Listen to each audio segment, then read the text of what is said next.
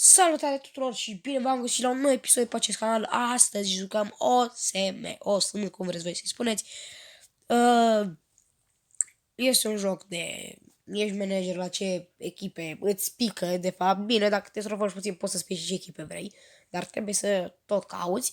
M-am gândit să fac o carieră cu România, m-am gândit să fac o carieră cu Steaua sau cu CFR, ceva de genul, dar cea mai mare echipă care mi-a picat a fost Viitorul și am zis să o ia pe Viitorul, fiindcă are un lot destul de bun.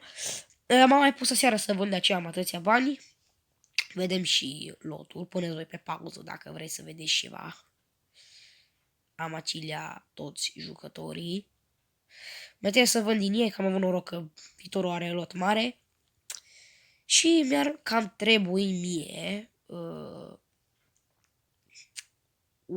o extremă, fiindcă, după cum vedeți, schițul meu e cam varză. Și o să facem un prim transfer. Dacă nu știți cum să vă ghidați care este extremă și care nu este, ei bine, pe jucătorul ăsta pe care l-am achiziționat acum, vedeți că are 72 atac și 28 defending. Gen 28 defensivă, cum ar veni. Dacă are defensivă mai mare, este extremă. Dacă are Gania 9 atac, atunci e central. Trebuie să aibă peste 15 sau peste 10, cam așa ceva, ca să fie extremă. Ok, mi-am pus și jucătorii în antrenament. Gania încerc să le evoluez și hai să mai punem. Cred că o să-l pun pe Chițu sau nu. Oricum, momentan nu mai am loc pe cine să pun la vânzare, dar o să mai facem loc. Sunt curios de sugestiile voastre, să mi le scrieți în comentarii ce ați vrea să mai cumpărăm, ce jucători, pe ce posturi, mă rog, ce jucători. Sunt curios, că sunt convins că mulți o să spuneți la pe Denis Man sau Vladimir Coman sau ceva de genul, dar Steaua nu o să-l ia. Nu o să-l ia pe 7 milioane, nu o să-l ia, o să ceară vreo 8. Dar îmi scrieți voi acolo ce poziții mai vreți să cumpărăm, ce ați mai vrea să vedeți. Hai să vedem ce au mai transferat și băieții. Sunt curios. L-a luat asta pe pap. Pardon, de ce l-a luat? Ok, Botoșani și-a luat portar de la Toulouse pe 1 milion. Eu cred că e țeapa asta, pe 1 milion, pe 1.700.000, mă rog, 1.600.000 să-ți iei un portar de 32 de ani, care are o VR 65, care de fapt valorează 900.000, eu cred că e țeapa asta. Și asta era Giurgiu la mea și pe Rondon. Nu înțeleg ce afaceri face asta, dar Botoșani și Botoșani și CFR sunt convins că sunt fericiți. Noi aici ne luăm jucătorii. Nu pasă că scrie Viitor, o să-mi iau jucători de 70 de ani. Defensiva, eu zic că e ok. Mi-ar mai trebui un fundaș central, fiindcă aici este Benzar, care are și în realitate fundaș dreapta și în joc are 22 atac. Dar trebuie să ne mai vină niște bani, trebuie să mai vindem niște jucători. Hai să fac o mică reducere.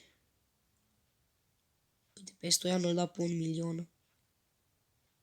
Și pe ăsta îl dau pe, nu știu, 900, hai pe 870 de mii, perfect. Ca să ne mai vină banii, fiindcă aia asta îi ridic prețul puțin, uite, 853 de mii, Doru Dumitrescu și el pe la un 839 de mii, așa. Și 1, 2, 3, 4, bun. Nu mai pot să pun nu pot să pun mai mult de 4 jucători la vândut, dar o să se vândă, fiindcă cu reducerea asta sunt convins că o să cumpere mai mulți. Dacă cam atât a fost cu acest episod, dacă v-a plăcut, uitați să apăsați pe butonul de like. Apropo, acesta este contul unui prieten, fiindcă mie nu merge să fac conturi, habar n-am de ce.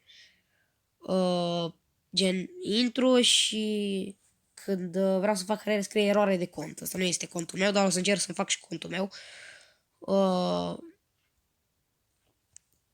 Că puii mei. Nu vreau să joc numai pe contul prietenului meu, fiindcă vreau și o să am contul meu, că e mai aiurea. Astea sunt toate carierele lui, cu AC Milan, cu astea.